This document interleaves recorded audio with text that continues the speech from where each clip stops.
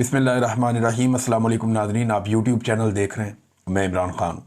سب سے پہلے تو پاکستان تحریک انصاف نے آج اپنا امتحان پاس کیا۔ تحریک انصاف کے جو اراکین اسمبلی ہیں بڑی تعداد میں ہائی کورٹس کے باہر گئے، وہاں پہ انہوں نے احتجاج کیا عمران خان صاحب کی رہائی کے لیے۔ اور معاملہ یہ ہے کہ ہائی کورٹس میں عمران خان صاحب کے کیسز لگائے نہیں جا رہے۔ جب عمران خان صاحب کو سزائیں سنانی تھی تو آدھی رات تک عدالتیں لگائی گئیں، جیل کے اندر جو ہے وہ ججوں کو پہنچایا گیا۔ پورا سسٹم اسی کام پہ لگا ہوا تھا کہ جلد از جلد سزا سنائی جائے، تاکہ جتنی عمران خان کو سزا سنائیں گے اتنی لوگوں میں مایوسی ہوگی اور لوگ ووٹ نہیں ڈالیں گے۔ لیکن پھر لوگوں نے مسترد کیا اس سارے ظلم کو اور بربریت کو، اور لوگوں نے باقاعدہ نکل کر ووٹ ڈالے اور 8 فروری کو سارا نقشہ بدل دیا۔ اب اس کے بعد سے یہ نظام عمران خان صاحب کو اندر رکھنے کے لیے تمام حربے استعمال کر رہا ہے۔ پاکستان کا آئین بھی تبدیل کر دیا، وہاں پہ آئینی عدالتیں بھی بنا دیں، پاکستان کی پارلیمان پہ قبضہ کر لیا گیا، سارے کے سارے سٹرکچر کو اور نظام کو تبدیل کر دیا گیا، بین الاقوامی سطح پہ کمپرومائزز کیے گئے، پاکستان کے اندر معدنیات تک اپنی جو ہے وہ گروی رکھنے کا فیصلہ کر لیا گیا۔ یہ سارا کچھ صرف عمران خان کو جیل میں رکھنے کے لیے کیا جا رہا ہے۔ تو کیا اتنے آرام سے عمران خان صاحب کو چھوڑ دیا جائے گا؟ عمران خان صاحب کے جلد اور آرام سے چھوٹ جانے کا ایک ہی طریقہ ہے کہ عمران خان صاحب وہ کمپرومائز کر لیں جو انہیں کرنے کے لیے پاکستان کے اندر اسٹیبلشمنٹ مجبور کر رہی ہے۔ اگر وہ یہ کمپرومائز نہیں کرتے تو پھر انہیں ایک عوامی تحریک چاہیے ہوگی، ایک طاقتور عوامی تحریک جس کے نتیجے میں بین الاقوامی دباؤ بڑھے اور عمران خان صاحب باہر آ جائیں۔ ناظرین، پاکستان تحریک انصاف کے اندر سے لوگوں نے اس بات کا گلہ کیا کہ علیمہ خانم کے دونوں بیٹوں کی گرفتاری کے بعد کوئی لائحہ عمل نہیں دیا گیا، نہ پارٹی میں کوئی اعلیٰ سطح کی میٹنگ ہوئی، نہ اس کے اوپر کوئی چیزیں طے کی گئیں، نہ کوئی لائحہ عمل ایسا بنایا گیا کہ کارکن نکلیں گے، احتجاج کریں گے یا آواز اٹھائی جائے گی۔ ویسے یہ معاملہ ایسا ہے جس پہ پاکستان کے اندر اور پاکستان کے باہر بین الاقوامی سطح پہ بھی آواز اٹھائی جانی چاہیے۔ یہ تو عمران خان صاحب کو دبانے کے آخری حربوں میں سے ایک ہے۔ اگر عمران خان صاحب کی فیملی کو بھی دبا لیا گیا پھر تو کہانی ختم۔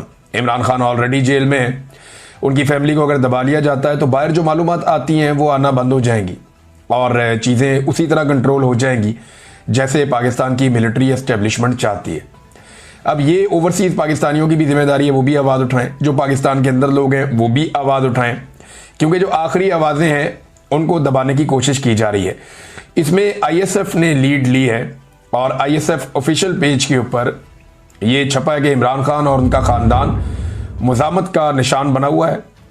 ان کی بیوی، بہنیں، بھانجے سب ہی اس فاشسٹ نظام کا ڈٹ کر مقابلہ کر رہے ہیں۔ کپتان اور اس کے خاندان سے اظہار یکجہتی کے لیے آئی ایس ایف ملک بھر میں احتجاج کا اعلان کرتی ہے۔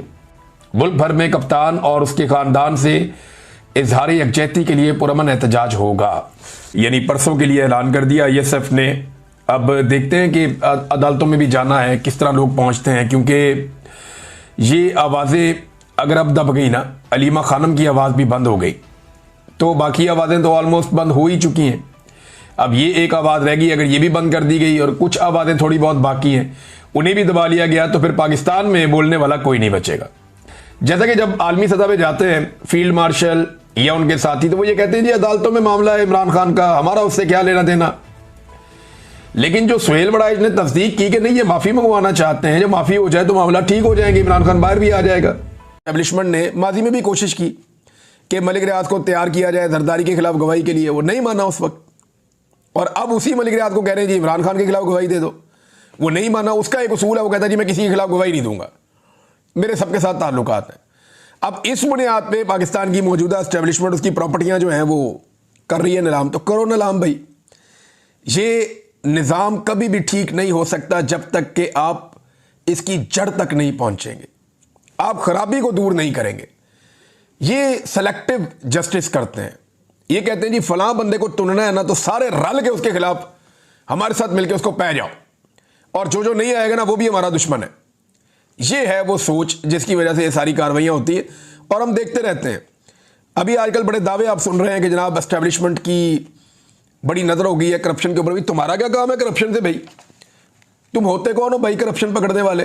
آپ کا کام ہے سیکورٹی کا، آپ جا کے سیکورٹی کریں، آپ نے سیکورٹی دینی ہے بس۔ ملٹری اسٹیبلشمنٹ نے گرفتار کر لیا تھا 2023 میں، پہلی گرفتاری 9 مئی 2023 کو ہوئی، دوسری گرفتاری ان کی گئی 5 اگست 2023 کو، اور یہ جو پرمیشن دی گئی ہے یہ دی گئی ہے اپریل 2024 میں، جب عمران خان صاحب جیل میں تھے۔ نہ وہ آدمی کسی کو دکھائی دیتا ہے، نہ وہ آدمی کسی کو سنائی دیتا ہے، جیل کے اندر اس کو بند کر کے نشان عبرت بنانے کی کوشش کی جا رہی ہے۔ اس کے کھاتے میں ڈال دیا ان موٹے دماغوں والوں نے، پتہ نہیں کھوتے کا گوشت کھایا ہوا ہے ان ساروں نے، یہ اٹھا کے عمران خان کے کھاتے میں ڈال رہی ہے۔ سوسائٹی عمران خان نے بنائی تھی، اور بھئی عمران خان نے اس کے خلاف کارروائی کروائی تھی۔ یہ دیکھیں آپ اظہر مشوانی صاحب کا ٹویٹ، یہ 2022 کا ٹویٹ ہے ان کا، اور تب یہ کارروائی میاں اسلم اقبال صاحب تھے، اس دور میں کارروائی ہوئی۔ لاہور پولیس اور یہ دیکھیں آپ، لاہور پولیس اور ذیلی انتظامیہ کا بااثر قبضہ مافیا کے خلاف علیم خان کی سوسائٹی پارک ویو میں گرینڈ آپریشن۔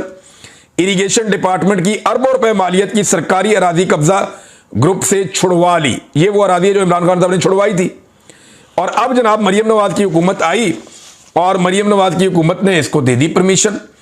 اور یہ ایسے عجیب لوگ ہیں کہ وہ اٹھا کے عمران خان کے خط، ابھی علیم خان کا بھی کلپ وائرل ہو رہا ہے کہ عمران خان صاحب کا روٹا بنانے کا مقصد یہ تھا کہ دریا کو محفوظ بنایا جائے۔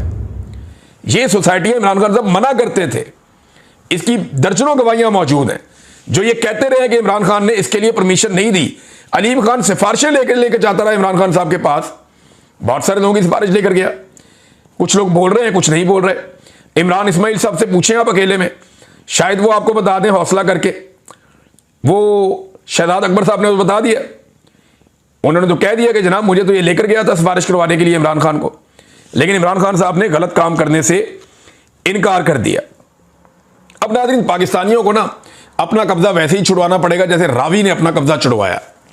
راوی کی زمین تھی، راوی یہاں بہتا تھا، راوی اس کا مالک تھا۔ راوی آیا، نہ اس نے کوئی کیس کیا، نہ اس نے کسی کو آواز دی، اس نے اپنے زورے بازو سے اپنی زمین چھڑائی ہے۔ یہ ہے مالک کا رویہ۔ تو جو راوی کے وارث ہیں نا، انہوں نے بھی اپنی زمین چھڑوانی ہے، اپنا اقتدار واپس لینا ہے اس جعلی حکومت سے۔ ان ٹک ٹاکروں سے انہوں نے جان چھڑانی ہے، اور اگر وہ بھاگتے رہیں گے ان کو لگے گا کوئی اور ان کے لیے آ کر یہ کرے گا، انسانی حقوق کی تنظیمیں کریں گی، میڈیا کرے گا، میڈیا کی چند آوازیں کریں گی، یا جیل کے اندر بیٹھا ہوا عمران خان کرے گا، تو وہ سارے کوشش تو کر سکتے ہیں، لیکن قبضہ انہوں نے خود چھڑوانا ہے۔ جیسے راوی نے اپنا قبضہ چھڑوایا نا، اپنی زمین خالی کروائی ہے، جوتیاں چھٹ کے نسے نے سارے، اسی طرح یہ سارے لوگ بھی جوتیاں چھوڑ کے بھاگیں گے پاکستان سے جب راوی کے وارث یا پاکستان کے وارث نکلیں گے، اور نکل کر اپنی زمین پر اپنا قبضہ واپس لیں گے۔ یہ اسٹیبلشمنٹ نے قبضہ کیا ہوا ہے، اور آپ کا کام یہ ہے کہ اسٹیبلشمنٹ سے قبضہ واپس لینا ہے اس ملک کا، اور ان کے یہ چمچے کرچے سارے ان کو نکال کے باہر پھینکنا ہے، تاکہ آئندہ کبھی یہ عوامی مینڈیٹ کے اوپر ڈاکہ نہ مار سکے۔ بہرحال اس وقت ان کا قبضہ ہے، اور قبضہ ہمیشہ برقرار نہیں رہے گا، یہ میرا ایمان ہے۔ مجھے لگتا ہے کہ ایک دن آئے گا کہ پاکستانی اپنا حق واپس لے